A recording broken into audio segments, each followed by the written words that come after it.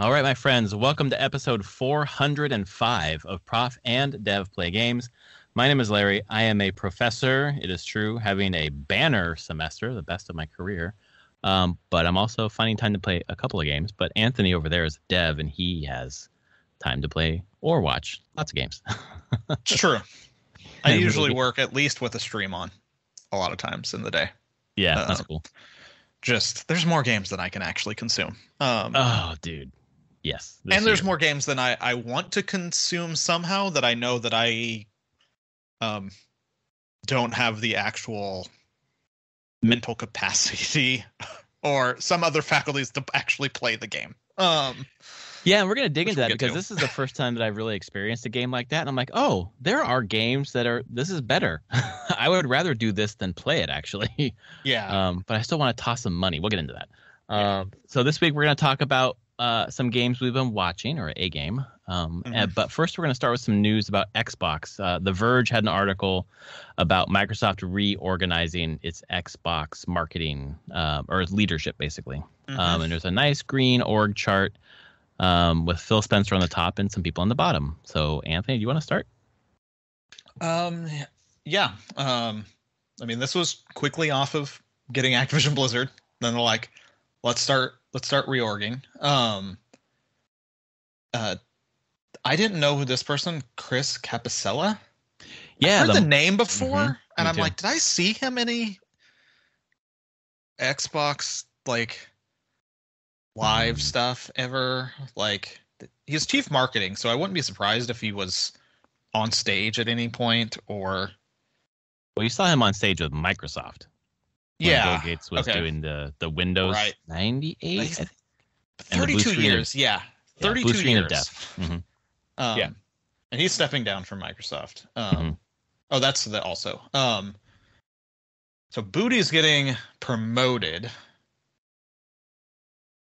directly under Phil Spencer as president of game content and studios. Yeah, which that's like, well, all game studios report into him, except Activision Blizzard right now because Codec's right there. For the moment, yeah. Moment. I assume Codec's going to drop off of this org chart, and then everyone will report to Matt Booty, right? I would assume. Activision Blizzard's real big, so I wouldn't be surprised that they could do it that way. Or Matt Booty's like, that is too many things under me. I don't have time for that crap, so we'll need someone else heading that one up in some ways. Or it's still under Matt Booty, and there's just another middle layer of management that handles it. But it's a big one. But yeah, Codec's out by the end. I think that's all but confirmed now. In so many ways that he's gone. Yep. Sometime in December, really. So that has the thing that happened. Beautiful thing that happened. But Sarah Bond got promoted too to president of Xbox hardware and software, I think. Isn't that how it was laid out? I'm looking at the chart, but it doesn't have her thing there. Spencer Memo speaks more to this expanded organization inside Microsoft Gaming, noting that an organization that enables Xbox game studios and ZeniMax's teams to collaborate effectively will ultimately empower those studios. Spencer also writes that Bond will lead a team meant to manage the platform of today and build the platform of tomorrow in an effort to bring together devices, player and creator experiences, and platform engineering. All the things. So yeah, she's just in charge of Xbox. Yeah, that whole thing. Which would be things like, of course, the hardware, the consoles, but Game Pass would be under her. Anything branded Xbox, for the most part, would be under her purview. Everything except for the game studios, which are all under Booty. Yeah. Yep. And the interesting thing here is that there's no ZeniMax. There's no Bethesda here. It is all under. They're into Booty now. Yep. The president or the person overseeing Bethesda or ZeniMax now just reports to Matt Booty, so they're a level down now. Yeah, and I think this is because of Redfall specifically. Oh, yes. They want more control into quality of game coming out in some ways. Right, like don't say that game's ready to come out if it looks like that. Like that's a bad decision you made. So no. Yeah, and this goes along with Pete Hines stepping down from Bethesda, Yep. or retiring. I really think Todd Howard's gonna. I think he has got one more Elder Scroll in him, and he's gone. Yeah. I'm surprised. I would be surprised if he stayed on that long, but he must love. I think he wants to. I think he. Yeah. To me, it feels like for him, he's sold. He made a shit ton of money from all of this. Mm-hmm. He wanted to get Starfield out. He's announced Elder Scrolls 6. And actually, that was a statement, I think, from this past week, where it's like, yeah, we announced real early on that. But basically, because fans were just getting ravenous. Yeah, that was that Min-Max interview that had a lot of legs. A lot of stuff coming out from, what was the guy's name on that? Hey? Oh, damn. Right on the tip of my tongue. Come on, mushroom pills, work. But there was a bunch of stuff there, and that was certainly one of them. So they felt like they needed to because the gamer mob or whatever was just like getting really ravenous, being like, where is it? I mean, Skyrim's been out for how long? Are you ever going to do another Elder Scroll? So I feel like, but just in general, I think he probably would, as long as it's not hell for him, would want to get one more out. Then I would see him retiring as well. Yeah. Which is an incredible career, to be honest. Yeah. I mean, and if you're making the games that you want to make, like, it's not my cup of tea so much, but other people love them, and more power to them, I guess. And I think, he's been making games since. Yeah, I'm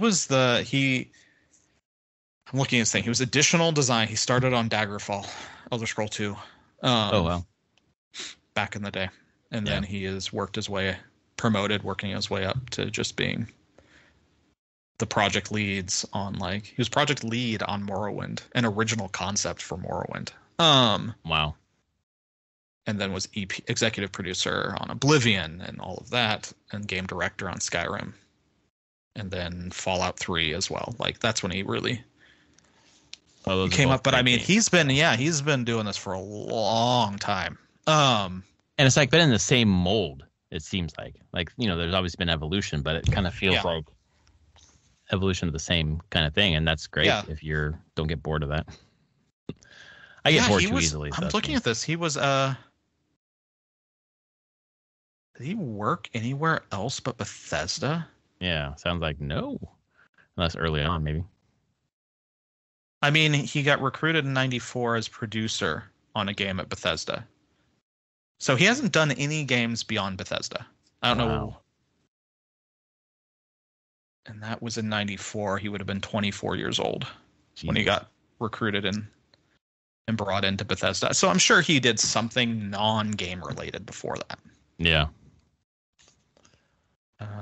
Majored in business while taking computer classes for credit. No, he graduated in '93. That was I'd have been. Whoa, he came right out of college in that. Yeah. That's what he's done. That kind of feeds into the singular vision of how those games go. This is what I've always done. This is my vision for what a game is. Yeah, it's the type of game that I want to make. And and even then he wasn't making he was kind of trained in that starting at Bethesda that early. It's not this is his vision. He's young talent gets acquired comes into a company, and you're kind of okay, real world, and a lot of their values get passed on to you, and how you want to make games and the games you might want to make. And he kind of just ran with it and just kept doing it. That's impressive though. Holy crap. And he's the game director for Elder Scrolls 6. Right now as well. And is that a higher position than an executive producer kind of thing? Or it's different. Oh, okay. Executive producer probably doesn't have as much design on it overall. It is literally just getting the game through its gates and released. Okay. Game director means he's the person that gets final say on the design. He is the vision holder of the game.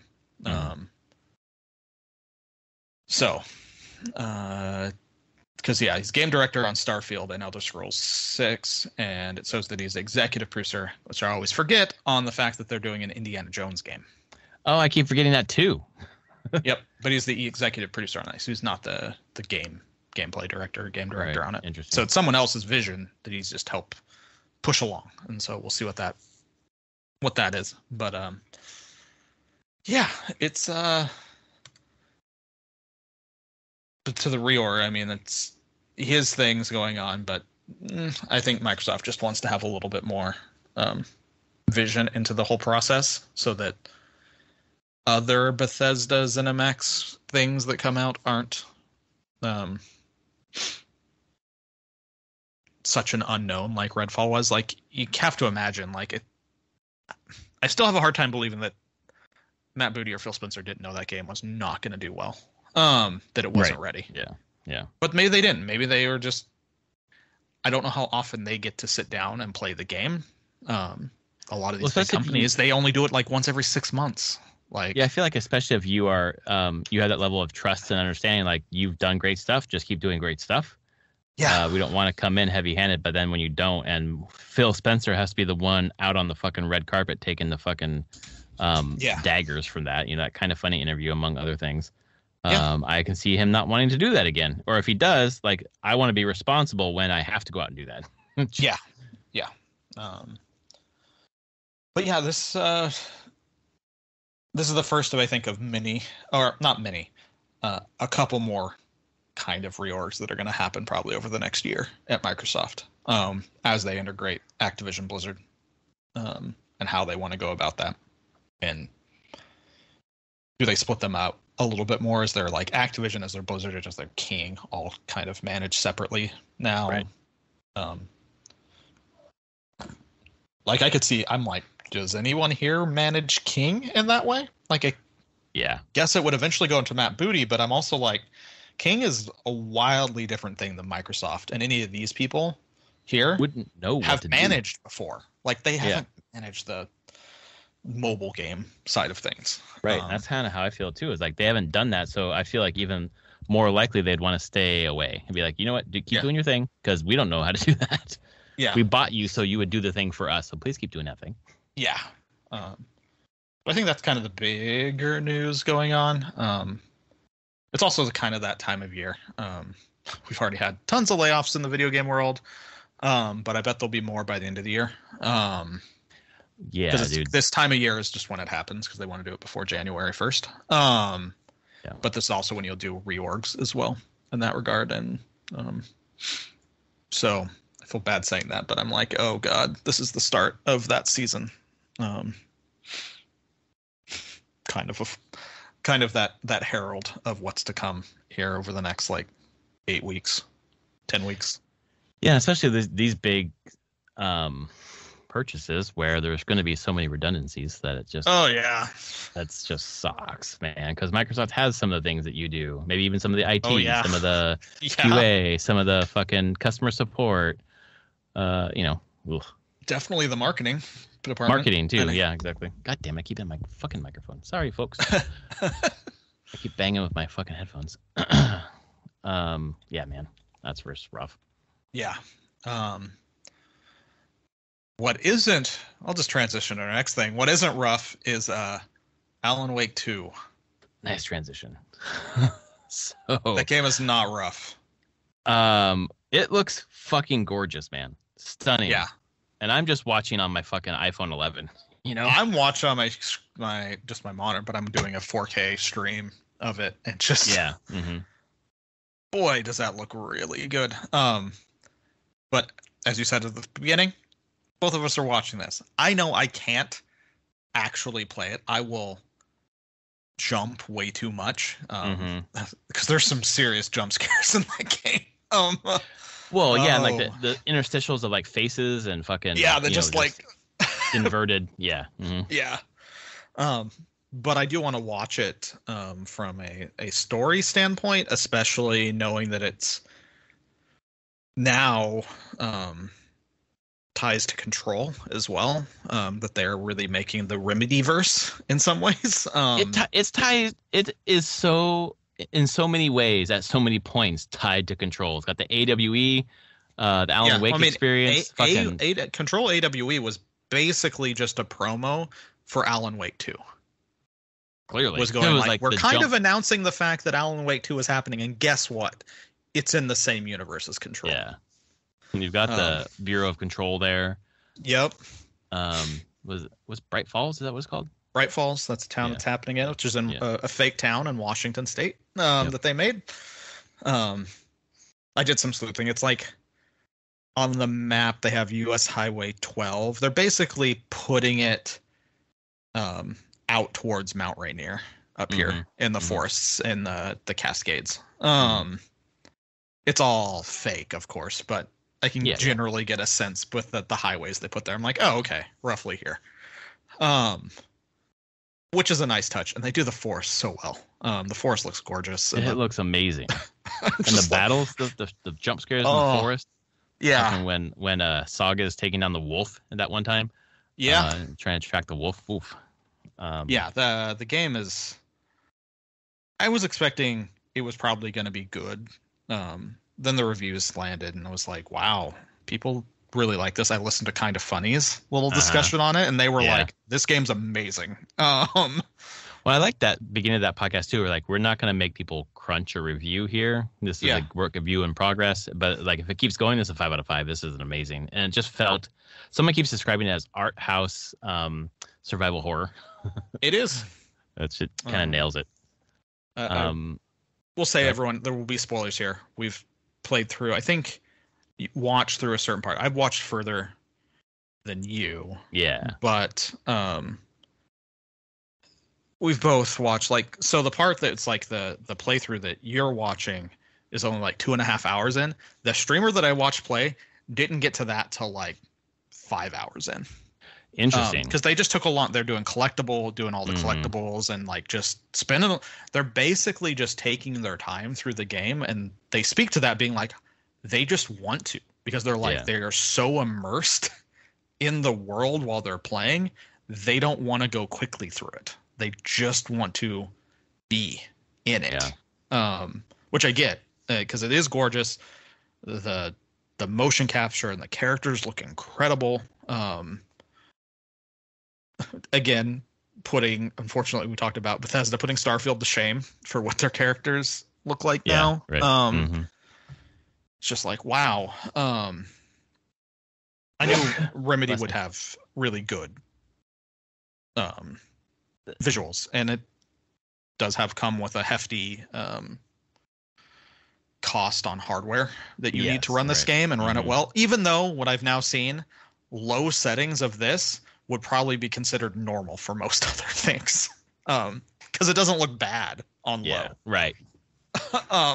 It's still a very nice game. You're like, yeah, that's a Remedy game for you there. I think people bitched about Control too in that way. Right. But talking about the characters for a second, the character models, even the janitor that's you meet before you go into the basement. Like him. I was watching him. I'm like, God, even his facial mocap or whatever they did for this guy, like, looks really fucking good. And this is a character I don't know if I'm ever going to see this character again. He's from Control. Oh shit. Okay. Interesting. That is like the most heavy connection to Control is Ati. Oh, okay. You meet Ati really early in Control. Like, I think right after you enter the building in Control. And he is kind of a main presence in Control as you talk to him, and he gives you info on where to go and what to do. More than a janitor, I guess. Don't know why he's in the dark place in Alan Wake at the moment. We can speak to what is reality at this point in the game. Oh my God. My mind is completely fucked over because of what you told me to watch through. Maybe you can explain it better than I can. Okay. So you play at the beginning, you play as Saga. You enter and you're FBI agent going to Bright Falls because there's been a murder, right? Because at the beginning of the game, you see the person come out of the lake, bloated corpse. Yep. Stumbling around playing the bloated corpse. But then the bloated corpse is murdered again, maybe because they may have already been murdered in the past. I think they're a character from Alan Wake 1 that was killed. And you're coming to investigate murders in Brightfall to find a cult. But you're playing Saga Anderson there, and you come with your partner, Alex Casey, who was modeled off of Sam Lake, the actual like creative director of Remedy. Yeah, because when there was a moment where they zoomed in on Alex Casey, I was like, that looks like Sam Lake. It is Sam Lake. Okay, now and we'll get to this sense. meta bullshit going on here, because it is actually, it's funny how they're doing this and why they're doing it. But you do Saga stuff and you go through there, and eventually you come to the place, like do a fight, and then Alan Wake is appeared on the shore of Caldera Lake, which is right next to Bright Falls, and he's like, can't remember anything, and he's like, it's been 13 years you've been missing. Oh yeah, and Saga and Casey are finding manuscript pages talking about what they're doing. Yeah. Written by Alan Wake. Like somebody's writing their story. Like they're in a story. Yes. And knowing Alan Wake 1, yeah, you shouldn't know what reality is anymore. He could be writing this story. Right. Like, he is in a place from the first game called the Dark Place, where he has the typewriter, and he can not change reality, he can create realities. Yeah. From his stories. And he's trying to find a way out of the Dark Place. And he's been doing that clearly for like 13 years, trying to figure out how to get out of this place through his stories. This is so Stephen King, by the way. This is like Dark Tower. Oh, yeah, it is. It is totally inspired, I think, by a lot of that. There's a huge amount of Twin Peaks that you see in it. Like every time Casey and Saga drink coffee, they lift the cup at the same time. Oh, is that what they did in Twin Peaks? I've never seen it. Yeah, they do a lot of stuff like that with coffee and just like interesting kind of like character moments like that don't necessarily mean anything, but just have like an oddness to it. So yeah, you got through all that. Then I don't know the playthrough you watched. Did it go through the fact that it goes like end of chapter? Like it hits the screen. End of chapter. Did it play the song? No. Okay, so they probably don't want to get DMCA'd. Oh, yeah, that makes sense. But basically it hits end of chapter, and then there's an actual like song, like it's the end of a TV episode.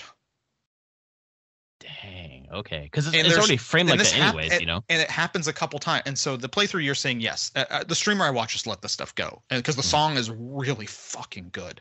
Oh, dang. And they do this every once in a while where they make it feel like you've ended an episode of a TV show. It feels like the structure of Quantum Break, especially when later I was like, wait, the graphics all of a sudden look really good. Live action? Wait, no, this is actually live action. Okay, got it. Yes. And they've talked that. So we should say Quantum Break is not part of the Remedyverse. Yeah. Because Microsoft owns the IP. Right. Max Payne is not part of the Remedyverse because Rockstar owns the IP. Yeah. But this is where we get to the fun meta bullshit that is Alex Casey, who is Max Payne, but not. Okay, because what? Max Payne, the character Max Payne is modeled after in Max Payne's 1 and 2 is Sam Lake. He is the facial character and the person that they use the reference for the graphic novel within the game of Max Payne. So how they contextualize this is Alan Wake has written a crime noir series that he won a bunch of awards for and is what he's famous for. 6 books for his detective, Alex Casey, which is the stories of Max Payne. But they can't call it Max. They can't call it Max Payne. Interesting. Okay. And so when they cut to that live action piece, where it's Sam Lake next to Alan Wake, there's a meta commentary going on there because like Alan Wake's like, I just wish I could have been more involved, you know? Like, oh God, now I get it. Because Sam Lake, if you put Sam Lake in place as the writer Alan Wake, he couldn't like be involved with Max Payne 3. Like they had nothing to do with Max Payne 3. So there's like a little meta jab going on there of him being like, I really wish I could. I don't like what they're doing with my character, but it's their choice. Interesting.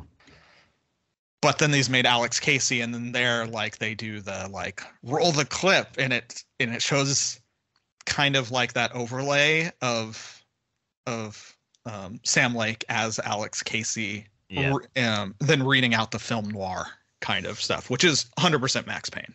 Right. Yeah, it sounded like the Max Payne voice. It is. It's the same voice actor. Oh, well, there you go. Because Sam Lake doesn't do the voice. Okay. Yeah, obviously, because he's Finnish and he has accent, his accent. And actually, you get to a funny thing. Alan Wake, the live action Alan Wake, is a Finnish guy. They dubbed his voice with an American. They dubbed his voice? Yeah, that's not his actual. That's not the Finnish guy's voice. Who is in that scene? Oh my God! Really? Yeah, you can look.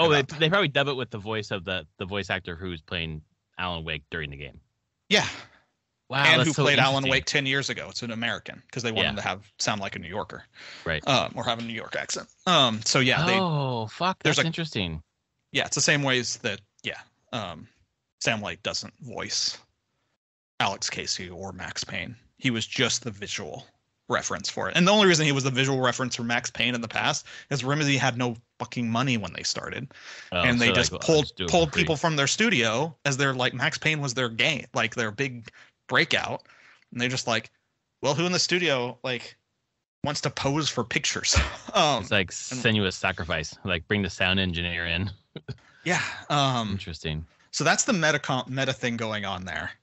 From an outside, like, all this Remedy game stuff. And there's people that are thinking that if Quantum Break was actually part of Remedy, where they could actually do stuff with it, that in those scenes, there's Mr. Door is the host of it, would have been Mr. Hatch, who was is Lance Reddick's character in Quantum Break. Right. Mr. Door, Mr. Hatch. It makes a silly kind of sense, but they've erased Quantum Break from their entire Remedyverse. They just can't use it. So that sucks because it was decent. And supposedly it has Alan Wake references in Quantum Break, which I would have totally missed. So like whole whiteboard chalkboards that have like the entire story of Alan Wake on it. Oh no, I saw that. No, that's right. I did. I walked up to that and I remember reading about that. I was like, okay, I don't know what this is, but it's definitely Alan Wake. Okay, great. Yeah, but they can't do anything with it, unfortunately. Same way they can't work in Max Payne. But they do work in a lot of control. ATI being one of them, the Federal Bureau of Control being another part. But the game just keeps going, and it just is a reality bending kind of thing. You've hit the part where it's just like, now you're going to be seeing the game as Alan Wake for a bit. Different game completely. It has some really cool puzzle. Like the thing is like I'm talking all about the story and the weird meta-ness of the story. The actual mechanics of the game are really neat as well. You want like the Mind Palace kind of thing or whatever the Mind Palace for Saga. For Alan Wake, he has the writer's room. He can go back to where he was, and his mechanics are light, so he gets it's where you are. If you go to the basement, you'll get a lamp. He gets a lamp that can suck light in, and you can put it out someplace else. And the level changes when you do that. Yeah, like crazy changes to level. And so you have to puzzle around that. And then he has the ability where he can go to the writer's room and change the story based on threads to change the level. For Saga or for himself? For himself. Oh wow! They haven't bled that all together yet. I assume it's going to bleed together at some point. But I think in your playthrough, I looked where it was. It was like closer to 6 hours in for this segment. There's a segment with Alan Wake later that is. I message you. I'm like it. It is just makes. I'm like this segment alone is just a 10 out of 10. I can't believe this exists. Well, I met my friend today for tea, and we were talking about this. He's a huge Stephen King fan. I was like, you have to fucking watch it, play it, whatever. And he's like, oh, I've been seeing some of it on TikTok. There was a music thing, and he started talking. I was like, stop, nope, tell me no more. I do not want to know. I don't want to know until I get there because it sounds like it's amazing. It really is. I didn't know what it was going to be. When the message I sent to you and I watched the IGN review of Alan Wake 2, and they mentioned they're like, so there's a segment that's a lot that feels like Remedy saw the jump up section of Super Mario Odyssey and was like, hold our beer. We're going. And I'm like, what the hell does that even mean in the context of Alan Wake? Yeah, like, exactly. What what could this even be? And then I saw it when one of the streamers I saw hit it, and I was like, this is incredible. It's 20 minutes. Jesus like, it's just a big segment. I actually, yeah, it goes, and it goes places, and it does things, and it is incredible. Is it going to be DCMA? Like, will it be not in my playthrough that I'm looking at? I don't know. I went to your playthrough. It's there for sure. It's still there. For yours, it's like 6 hours in ish, somewhere around there. But it's a mind bender. Holy crap! The whole game is a mind bender, and you're definitely under the impression of like, what the hell is actually going on? Well, I'm already there with Sam Lake being there, and there's like a third layer of like meta going on. It's like, what the fuck? Yeah, I don't even know how that even works, that Sam Lake is actually a character in the game who plays Alex Casey in movies that it's really funny. Like the only word I put here is because I put that more music segment, I posted it at work in a thread. I was like, hey, I'm not spoiling anybody. I don't want to, but I've been watching this because I'm a scaredy cat and I can't actually play it. But there's a commitment to storytelling, gameplay, and like a sheer audacity of what they're doing here. Like there's a fearlessness out of like their narrative team, which is Sam Lake. I really wish I could remember. I looked at the credits. The two other writers at Remedy, they are insane.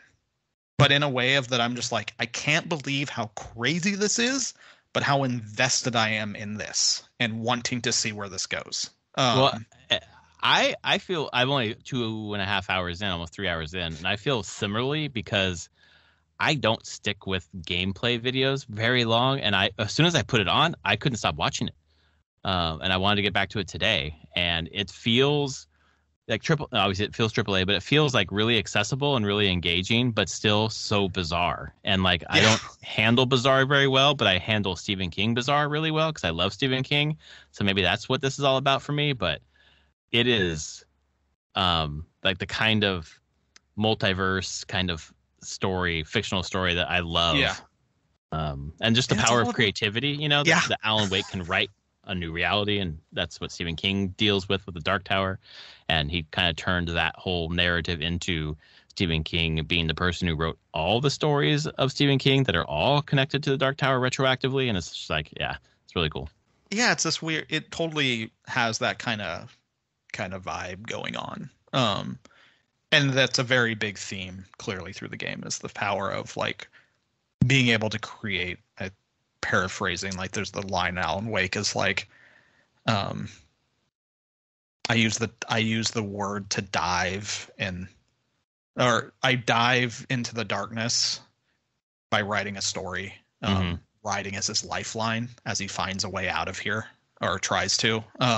It's very interesting. It has very really nice themes with creativity while still being pretty damn weird. It's dark. But weirdly, I don't find it like Saga's story part is pretty dark with the like cultists and stuff, but the actual like what it's trying to show narratively isn't as dark as I would think sometimes a game like this would be. I was thinking about that, and the one thing that like I kept reflecting on, maybe this is why that's the case for me at least, is Saga's character isn't like scared. She's not like feeling helpless and just feeling under control of these dark elements. She's like, I'm excited to be here. Like, I want to be here. Like, she's going into the woods by herself. She's fucking going into the overlap by herself. Like, her character makes me like it keeps it out from that nosedive that it could certainly go into. Sure. Yeah, she's not scared. the mind play stuff is really cool. I will say, like, Oh that is yeah. such a neat concept for keeping presenting an investigation. Even though I think the Kind of Funny guys even said it feels very handholdy, I'm like, it does, but it's kind of meant to be. It's meant to just very easily, as you said, like pull a person through the story and the mystery being solved without them being like, I don't understand what's going on. It's like, no, here's the board. We'll put stuff on the board and she'll talk about it as things are going on the board. And you don't have to like infer what it means that it's on the board. It's like, no, she'll tell you. Like, she'll talk. I've heard this criticism the most, and I've heard this criticism the most from people who don't need that to get it. But Sure. for the folks who wouldn't get it without it, it's essential because it's fucking weird. And then you come to the Mind Palace and it gets sorted out and like it's splayed out on the board clearly, and then she says it. So it's like two checks. Like, listener, you got it? Okay, we're diving back in now. Yeah, and I think it's needed to help onboard people through this. Yes, absolutely. Even me, where I'm like, I'm sure I could get it without it.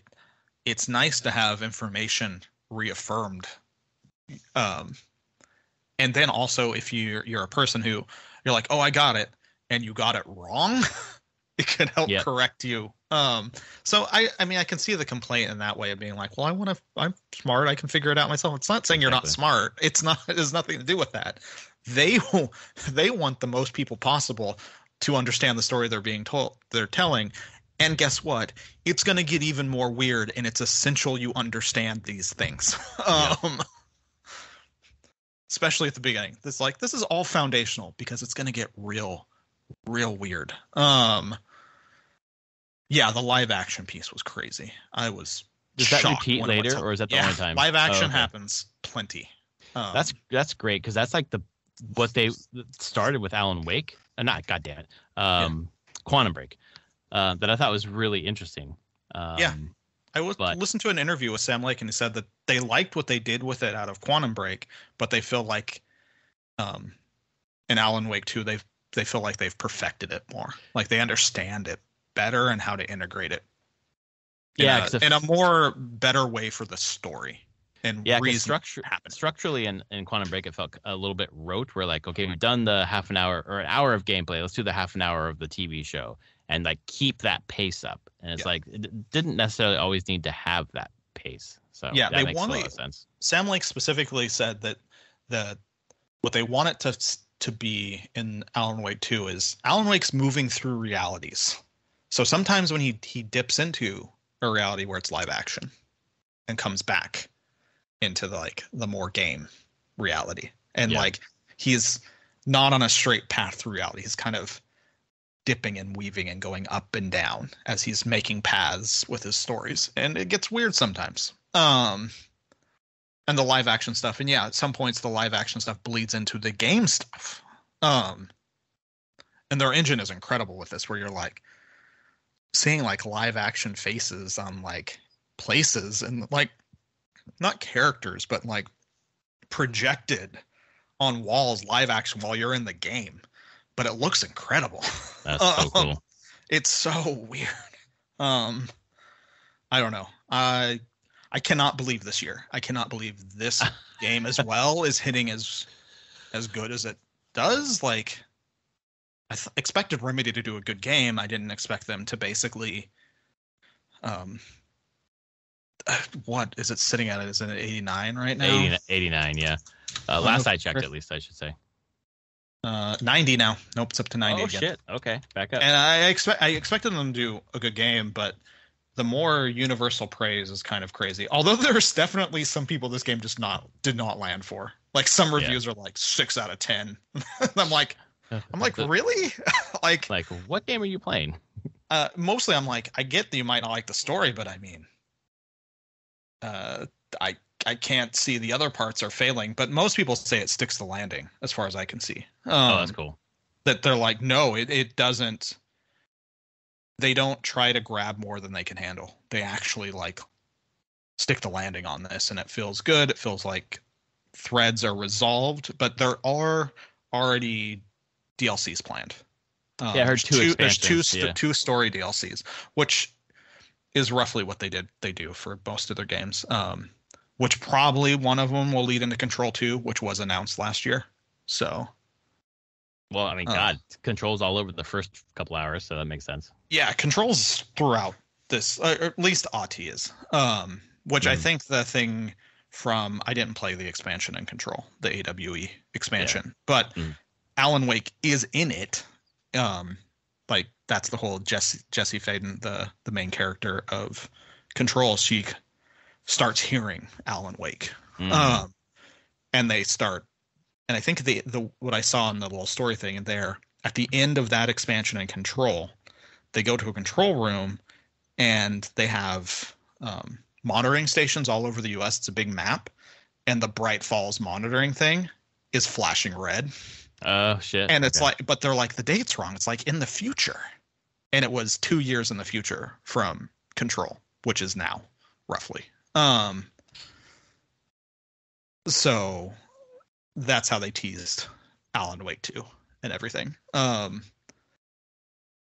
I can only imagine then that one of these expansions for Alan Wake is going to tease a little bit more heavy into Control stuff. I wouldn't be surprised if the main character of Control shows up at some point in some way.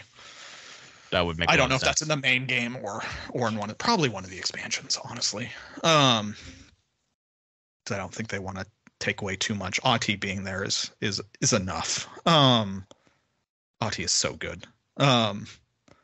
You will. There's another segment with Auti later on with Saga. Oh, very cool. That's really, you're like, this is so good. But yeah, this year, man, I cannot believe this year how I could play games from this year for the rest of my life, probably, and feel like there are so many games from this year that I have not gotten to yet or finished. Because I keep bouncing around and enjoying like half of a game before I move on to the next one because there's so much that I want to experience. The same thing with Alan Wake. I was like, I don't really care about Alan Wake, and then all the reviews like woke me up a bit, and then you going crazy about it. I was like, okay, I got to see what this is about. I had to. I don't know. This is as I told one of my friends, I'm like, this is the meta ass storytelling I'm here for. Like, this is my shit. Have you read The Dark Tower? No, I probably would enjoy it, wouldn't I? It's really long. It's like 7 books to like get the whole point kind of thing. And he really like one of the books is my least favorite Stephen King, second least favorite Stephen King book ever written. So I don't know. But there's some good ones in there. Is the first one good? Oh yeah.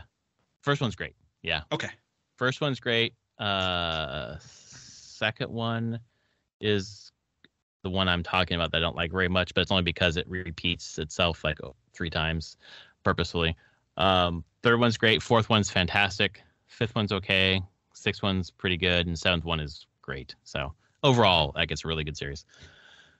But you know, it's 7 books. Yeah. I was looking at Open Critics Hall of Fame this year so far. Highest rated games from top to bottom right now.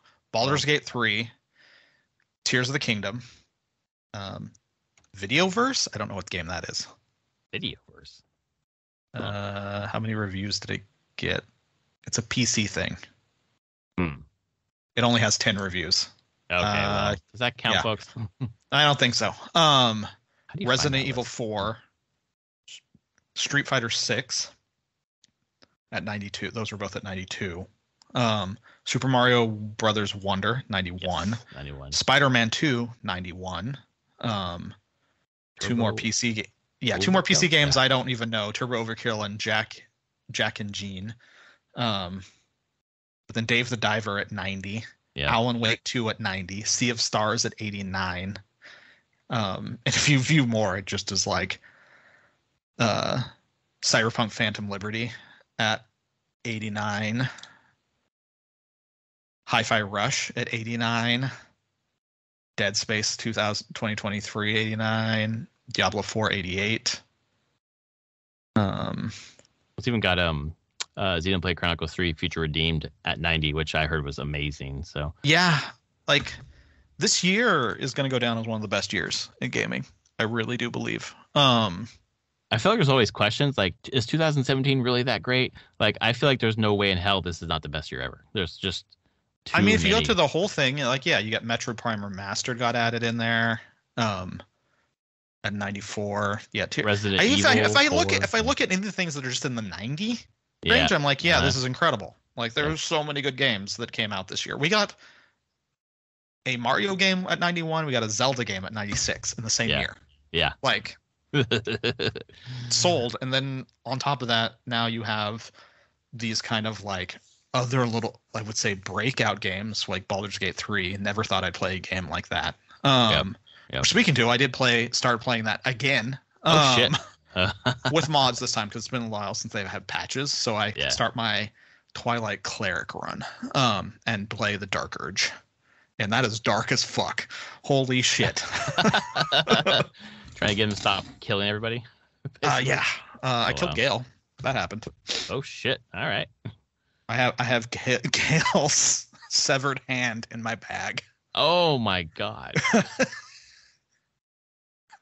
I killed the bard, Alfina. Oh yeah. She came to my camp. She was so happy and excited. And then I took a long rest, and then she got stabs. Oh damn. That is dark. It's real dark. Damn, dude. Yeah, that's a playthrough I'm just trying not to. I'm just ignoring the Grove, basically. I'm not gonna do a battle, not gonna kill them, but I'm just gonna ignore them. And I'm gonna get Minthara. Oh, nice. In this playthrough. Oh, never mind. I mean, you know about her. Well, anyway, never mind. I know about what? Well, can you avoid the Grove? Is kind of. I'm not avoiding. Like, I'm just not gonna do their quest. Like, I've been in the Grove. I've done things with the Grove, but I'm just like, they're like, oh, goblins are gonna attack. Go do something about the goblins. I'm like, no, I'm not going to. But if you are sent back to the Grove by Minthara, for example, are you gonna avoid that too? Or yeah, you don't have to do it. Oh, interesting. I thought you had. You can just you just ignore it, and you'll find her in Act 2, and you can recruit her. Oh, okay. I fucking threw her down a chasm when I faced her. Yeah. So no, basically that is the way. And my role play way of playing this is, I'm looking for a freaking cure for turning into a mind flayer. I don't really care about the Grove or this goblin crap. Like, You're not helping me. Yep. Moving on. I need a cure. Yeah. That's awesome. Jesus Christ, man. But it's darker, just makes it even dark. Makes it real dark. But yeah, I basically played that and then just watched Alan Wake 2. Like, I've seen 2 different streamers play through it, and just been loving that. Tempted to pick it up myself, even though I wouldn't play it and I'd be freaking out too much to actually like progress in the game. Yeah, I'm tempted too, just to give them money for this. Yeah. I feel like I haven't really watched the playthrough before, and I'm finding it like a really nice way to enjoy a game because I don't have to worry about dying over and again or solving the puzzles or whatever. It just happens, and it's like it's an efficient use of my time. But I also feel like I'm stealing it from the developer. So I kind of want. It's weird. Let's Plays are a weird place. The current state of like Twitch and YouTube like that, and they've been going on for a while. Like, it's exactly that. You're like, huh, you could just be watching this. And I mean, someone paid for the game and did but you're watching them play it. Okay. I don't think it's a big deal. Like, that's expected now. And usually if you're watching it, it's some percentage of people watching it will buy the game. Yeah, I think that's why it's allowed, because like I'm interested in buying the game now. I'm personally not scared by what I'm seeing so far. Maybe hands on the sticks, I would feel differently. But it's not. The jump scares would just kill me. Yeah. They would kill me so bad. I mean, but it's true. One of the streamers that I'm watching with it, he hates scary games. He's like, I'm going to try this, and he is just plugging through it, even though he is not a fan. Like, the first like full screen flash jump scare hit, and he just like ripped off his headphones and like pushed back, and he's just like, God fucking God. But he's like, I have to take it slow, wants to just enjoy it, but is like so invested in the story now. He's like, I don't care how scary this is, I need to get through this. I want to see where this ends, and I want to see where this goes. And I'm like, yeah, I think I'll just watch you play it because you're reacting how I would. Yeah, that's very cool. But I think that's what really. So I've been watching that, playing Baldur's Gate. Some. That's basically it. Planning a RPG game for Tuesday night. Nice Halloween game. My kids do some trick or treating on the island. Oh, nice. The whole town just shuts down. We just go out there. And do that, and I'll come home, and then I'll do a nice little like Halloween themed session. Session 1 for my friends. Should be a lot of fun. Very cool. For me this week, obviously I've been continuing to play Mario Wonder. I was ripping through that game, and then I had to slow down because I was like, I'm gonna beat this game in less than a week. I need to stop. So I'm just doing 1 or 2 levels. Do you need to stop? Do you? I do because I want to enjoy it. I really want to enjoy it. So I've slowed down. I'm doing 1 or 2 levels a day. That's it. I'm still going to beat the game by like the next time we talk. Okay. It's not very long. It's really not very long. That's what I've heard. It's not long, but there's depth to the levels, right? There are, because you can there's replayability, finding secret exits, finding all, going back and 100% and everything. Just it's amazing how each level is just different. Every level is different. Like a new Super Mario Brothers U, for example, tons of levels. You're sort of doing the same thing every level. You're trying to get past the obstacles, get to the flagpole. This is different. You're doing different things. Obviously, you get the flagpole at the end, but especially with the multiplayer on, it's just a lot of fun helping each other out, but then finding a bunch of the hidden stuff, and like the gameplay switches up all the time with the Wonder Seeds, obviously, or the Wonder Flowers. I mean, one time I hit a Wonder Flower and that just turned into a trivia game where it was asking me trivia about the game that I played so far, which was super crazy and fun. So I'm enjoying that. And then I booted up Diablo 4, and that is what I've been playing at night. Nice. That game is fucking rad. Yeah. I think for the main story stuff, it pulls you through really nicely. Still no other action RPG, even if it has deeper mechanics and class stuff going on. The actual moment-to-moment gameplay feel, nothing beats a Diablo game. It just doesn't. It plays really well, man. It just does. I'm playing as a rogue. That's fun. So I'm throwing daggers right now, which is a lot of fun. I only have I don't have that many skills because once I open a skill, I max it out before I move on to another skill. Yeah, sure. The only thing that's interesting to me is the loot treadmill, basically, because I'm still in Act 1, I assume.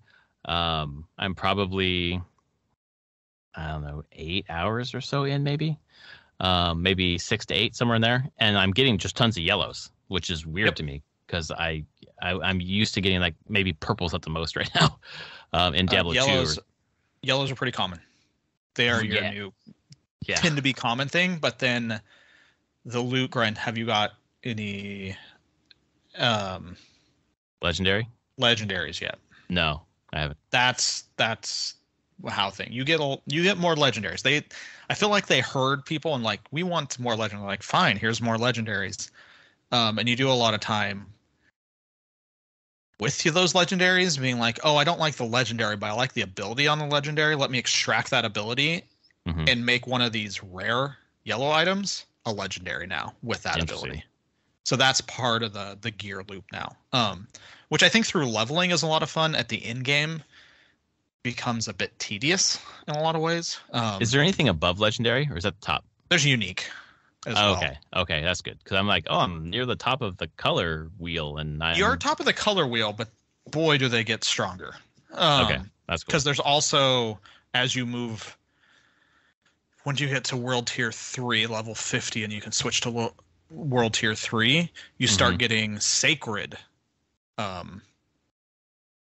rares and sacred legendaries. And then the cool. one above that is ancestral, which so there are tiers of rarity. Yeah, there are tiers later, but you don't get them until you can into later world tiers, which is effectively Nightmare in Hell. Right. currently. They just let you switch between all that pretty freely. But you need to beat the story, I believe. Then you'll hit level 50, and then you have to do a capstone dungeon to unlock the next world tour. Which basically say, are you ready for the next world tier? And you beat that, and then you can unlock the next world tier and get quite the upgrade of gear. But again, that's where it starts. Like I got to this season, I got to close to level like 64, 65, and it just feels a little tedious on how you have to upgrade your items, because I'm wanting to grind for certain legendaries to drop because I want certain abilities off them that I can't get the powers from dungeons. Like, have you done that yet? Where you'll unlock a codex for it? You have your codex of what are they? Aspects. Yes, I've unlocked one aspect so far. So you can apply that aspect and make a legendary, right? Oh, interesting. Okay. Like that's legendaries just mean they have an aspect power on them more than anything. So I can turn a rare into a legendary kind of thing? Yeah. Yep. Okay. But the thing is, not all aspects are earnable in dungeons. Some only appear on items.